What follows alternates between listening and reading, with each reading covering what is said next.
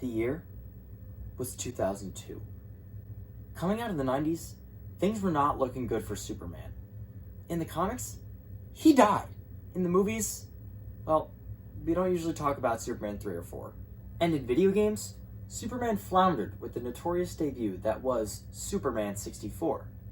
But things were looking up in the summer of 2002, because that fall, not one, but two individual titles based around Superman would be hitting home consoles. This is the story of those games.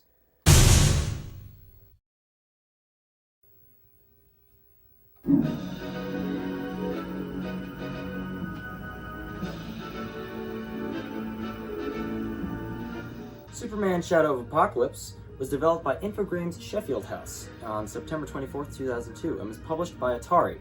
Remember that, because it's going to come up later. The game would release for PlayStation 2, GameCube, and original Xbox, and it takes place in the DC animated universe. Now, much like other games of the period, the colorful, cartoonish approach allows the in-game visuals to stand the test of time.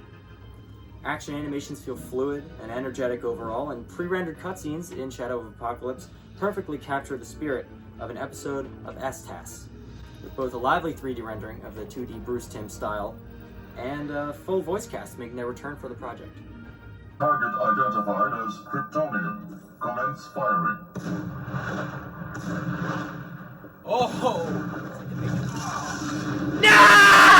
The standard set of Superman powers are present here. Super strength can be used to pick up buses and people and whatever. Weird first-person X-ray vision comes in handy for finding hostages, bombs, and the like. Heat vision feels like holding a magnifying glass over an ant colony. Super breath can be used to put out fires and to blow people around, but it sucks.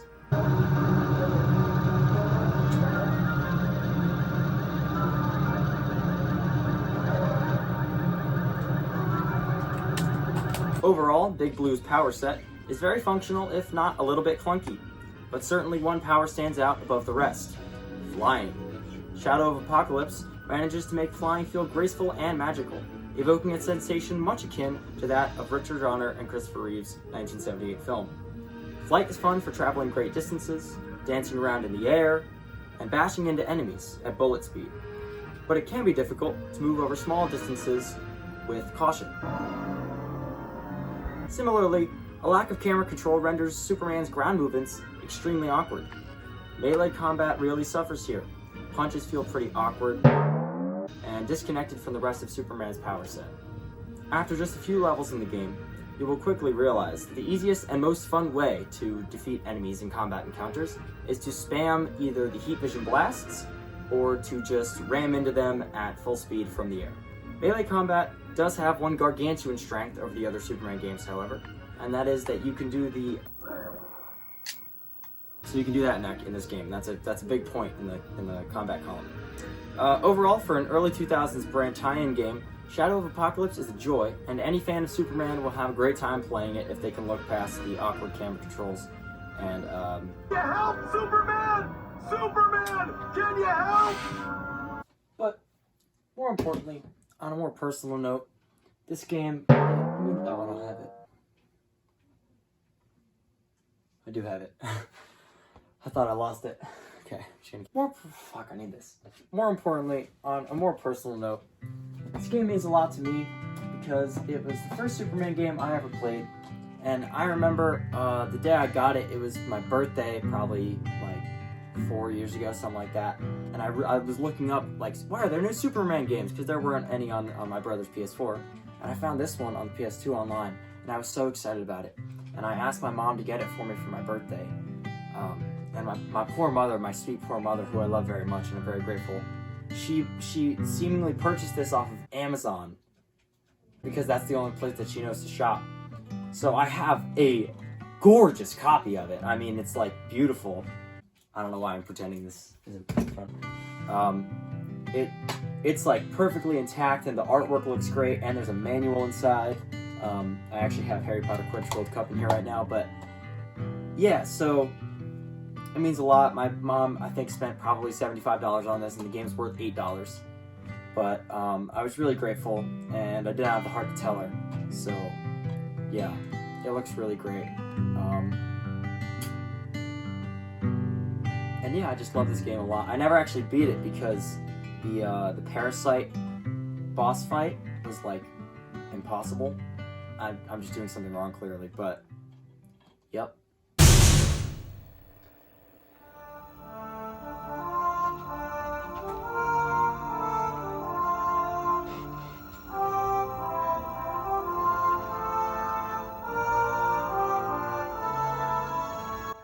Superman the Man of Steel was developed by Circus Freak and released on November 12th, 2002 as an OG Xbox exclusive, published by Atari. That's right, Atari published 2 Superman games in the span of 2 months. Why? I don't know. Unlike Shadow of Apocalypse, Man of Steel does not take place in the DCAU and is thus not confined to DCAU canon. The game is instead set in a vaguely comics-inspired universe, with an attempt at more realistic visuals. I was thinking Addis Ababa. Tegucigalpa. Novosibirsk. Emphasis on attempt. Even if the character models in Man of Steel don't age as well as they could, I think that Circus Freak did a great job of bestowing a sense of identity to the game and adapting the Superman mythos really well to the video game format. Great! Krypton! The tracks are on fire! And just look at some of these levels. There's like 9 different maps, and each one feels engaging in its own unique way. Metropolis is very much presented as the city of tomorrow here, and the 3 city maps showcase perfectly the kind of diversity that I want from a Superman game. Midtown is the commerce center of Metropolis, and it looks great in the daytime, whereas downtown sort of looks like the underbelly of Coruscant during the night. And Suicide Slum, well, it's in the name. But Man of Steel really shines when it takes Superman out of his home city. Ensuing levels take Superman into Earth's orbit, deep space, War World, and even within the Phantom Zone. Every level looks and feels awesome, even if no attempt was made to accommodate the physics of interstellar travel. Looks like Superman's enjoying an awful lot of gravity and wind in space. In addition to diverse setting, Man of Steel boasts a heavenly roster of playable skins. You've got classic soups, black suit soups, I think they got 90s mullet Superman, and best of all, obviously my favorite is Kingdom Come Superman, which you only get after beating the game. Besides strong aesthetics, the game presents a fun and playable, if not a little bit unwieldy, player experience. If I'm being honest, Big Blue's power set does not feel great to use. Both Heat Vision and Freeze Breath are present, but neither is well integrated into the combat system whatsoever. Since you can't lock onto targets while you're flying, both abilities are kind of useless, and similarly there are no chain attacks with either power while in the air or on the ground.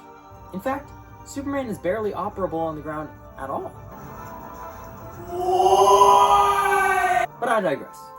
In Man of Steel, there are essentially 3 enemy types. Purple, which is defeated by Heat Vision, green, which is defeated by Freeze Breath, and yellow, which is defeated by melee attacks. This system really hurts combat encounters by decreasing enemy variety, and it makes the levels overall less fun.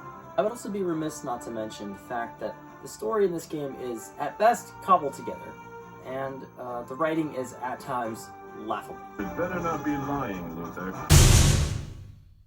You double-crossed me. Yes, I did. But at the end of the day, just like with Shadow of Apocalypse, any fan of Superman is going to have a great time playing Man of Steel. I mean, heck, some little part of me always lightens up when I just see that he's got that blue and red streak behind him when he flies. And I think a little bit of that is inside of all of us. But this game is especially important to me because it was actually the first Xbox game I ever owned.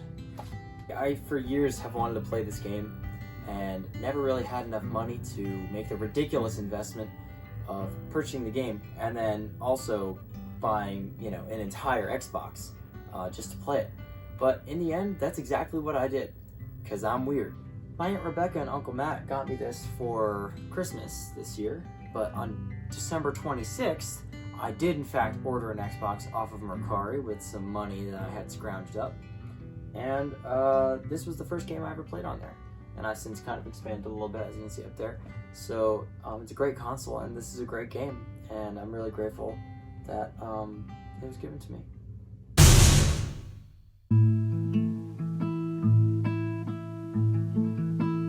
But in spite of any criticisms I may have levied against either Man of Steel or Shadow of Apocalypse, both of these games are great because I love them, and that's all that really matters.